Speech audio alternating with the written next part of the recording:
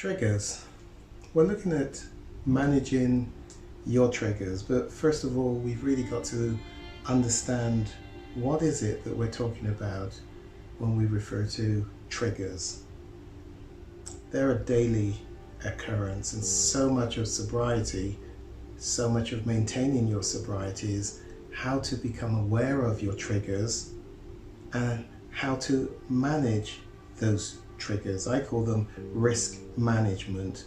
First of all, you've got to know what are the triggers peculiar to you, and then you've actually got to know how do I manage, anticipate those possible triggers where I can, and therefore how to avoid them actually becoming triggers and then moving up to the next level of a threat to act upon them.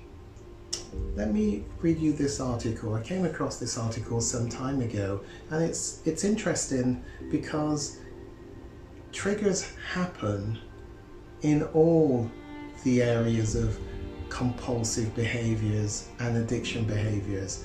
And this article therefore is not just coming at it from sex, porn, love addiction. Interestingly enough, this lady, Carolyn Spring, who wrote this article, is coming at the issue of managing triggers. Two articles that she's written, part 1 and part 2, but managing triggers from someone herself who underwent extensive childhood sexual abuse in her childhood and has had major effects and ramifications upon her, both as a child and as an adult. And she identifies the issues of triggering her back to respond emotionally to the issues of childhood sexual abuse that occurred in her life.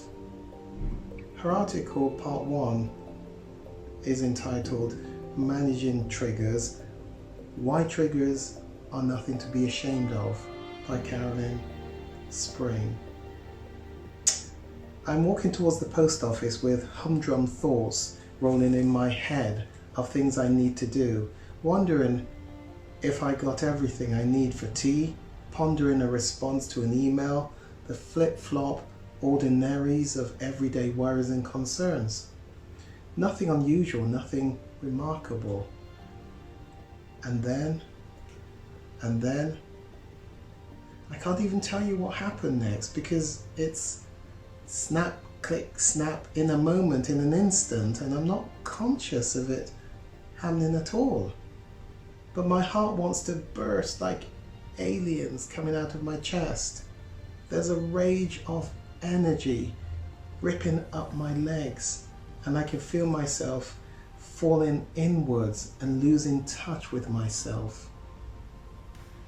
Then it is a minute later, maybe it's an hour.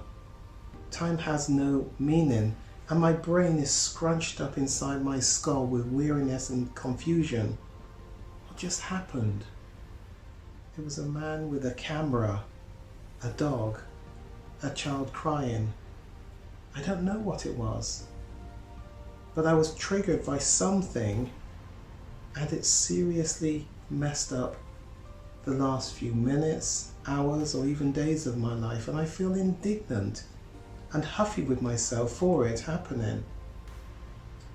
And in the role of accusations and razor-like mental comments, "You're stupid. Why did you have to react like that? What's the matter with you? You're pathetic. Get a grip.